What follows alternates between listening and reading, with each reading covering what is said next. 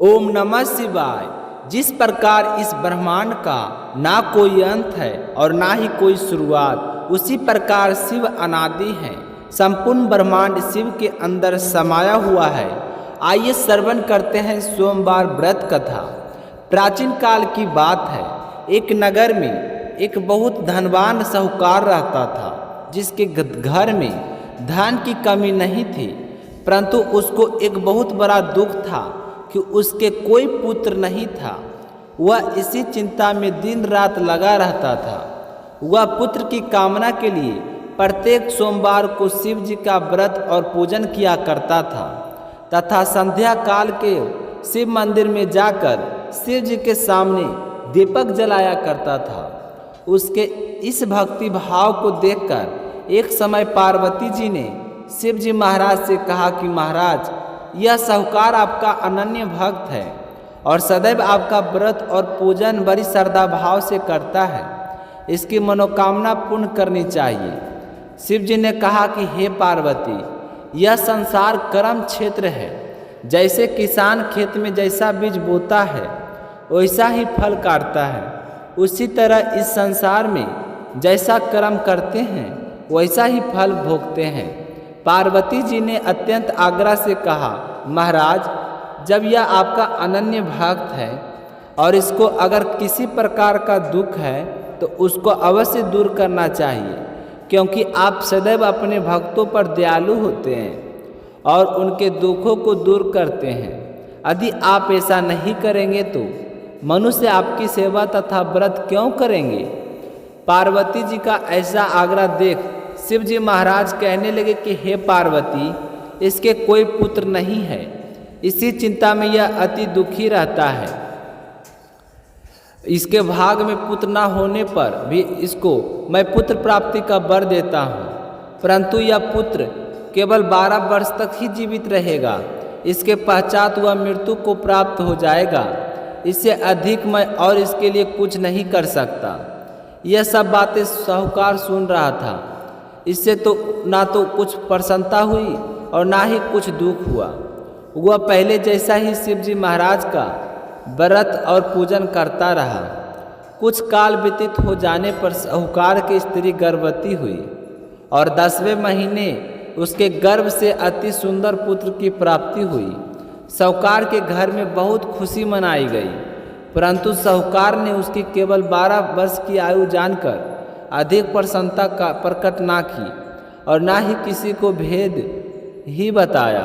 जब वह बालक 11 वर्ष का हो गया तो उस बालक की माता ने उसके पिता से विवाह आदि के लिए कहा, तो वह साहूकार कहने लगा कि अभी मैं इसका विवाह नहीं करूँगा, अपने पुत्र को काशी जी पढ़ने के लिए भेजूँगा। फिर साहूकार ने अपने साले अर्थात बालक के मामा को बुलाकर उसको बहुत सारा धन देकर कहा कि तुम मेरे बालक को काशी पढ़ने के लिए ले जाओ और रास्ते में जिस स्थान पर भी जाओ यज्ञ तथा ब्राह्मणों को भोजन कराते जाओ। वह दोनों मामा भांजे यज्ञ करते और ब्राह्मणों को भोजन कराते जा रहे थे। रास्ते में उनको एक शहर पड़ा। उस शहर में राजा की कन्या का विवाह हो रहा था। दूसरे राजा का लड़का जो विवाह कराने के लिए बारात लेकर आया था, वह एक आँख से कान्हा था। उसके माता पिता को इस बात को लेकर बड़ी चिंता थी कि कहीं वर को देखकर कन्या के माता पिता विवाह से किसी प्रकार की अड़चन पैदा ना कर दें। इस कारण जब उसने अति सुंदर सेठ के लड़के को देखा तो मन में विचार किया कि क्यों ना दरवाजे के समय इस लड़के से के वर का काम चलाया जाए। ऐसा विचार कर वर के पिता ने उस लड़के और मामा से बात की तो वे राजी हो गए।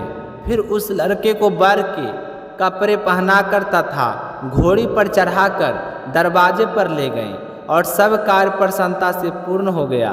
फिर वर के पिता ने सोचा कि यदि विवाह कार्य भी इसी पर लड़के से करा दिया जाए तो क्या बुराई है।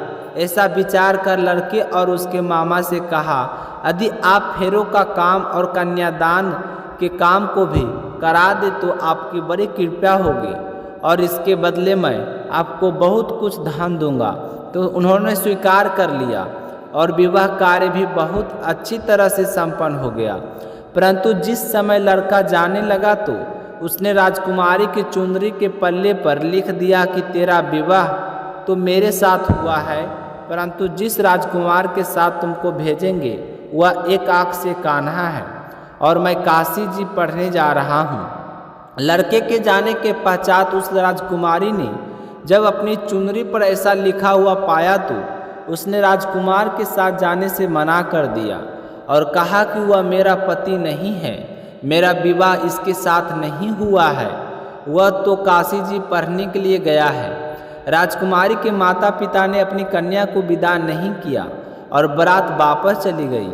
उधर सेठ का लड़का और उसका मामा काशी जी पहुँच गए।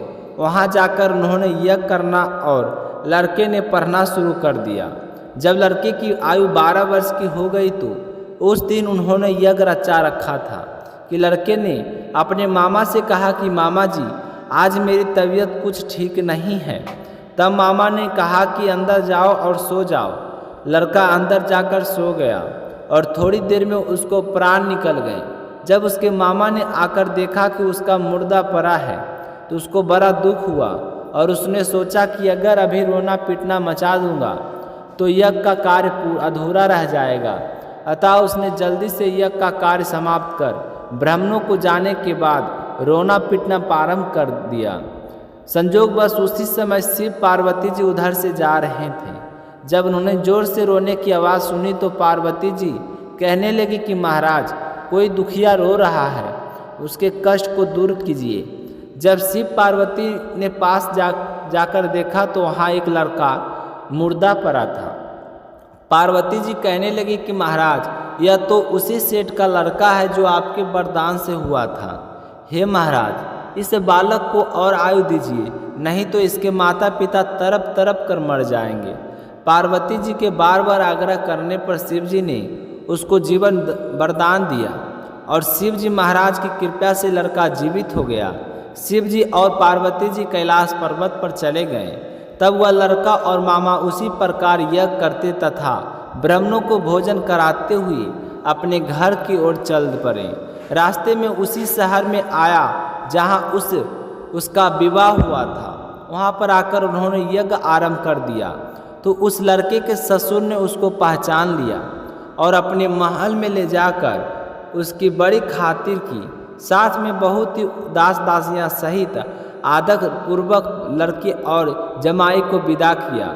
जब वह अपने शहर के निकट आए तो मामा ने कहा कि मैं पहले तुम्हारे घर जाकर खबर कर देता हूँ। जब उस लड़के का मामा घर पहुँचा तो लड़के के माता पिता घर की छत पर बैठे थे और यह प्रण कर रखा था कि यदि हमारा पुत्र सकुशल लौट आया तो हम राजी खुशी नीचे आ जाएंगे, नहीं तो छत से गिरकर अपने प्राण दे देंगे। इतने में उस लड़के ने मामा ने आकर यह समाचार दिया कि आपका पुत्र आ गया है, तो उनको विश्वास नहीं हुआ। तब उसके मामा ने शपथ पूर्वक कहा कि आपका पुत्र अपनी स्त्री के साथ बहुत सारा धन लेकर आया है। तो सेठ ने आनंद के साथ उसका स्वागत किया और बड़ी प्रसन्नता के साथ रहने लगे। इस प्रकार जो कोई भी सोमवार के व्रत को धारण करता है अथवा इस कथा को पढ़ता या सुनता है उसकी समस्त मनोकामनाएं पूर्ण होती है। उम्मीद करता हूं आपको सोमवार व्रत कथा अच्छी लगी होगी। अगर आपको यह वीडियो अच्छी लगी हो तो कमेंट सेक्शन में ओम नमः शिवाय लिखना बिल्कुल ना भूलें। धन्यवाद। जय श्री कृष्णा। राधे राधे।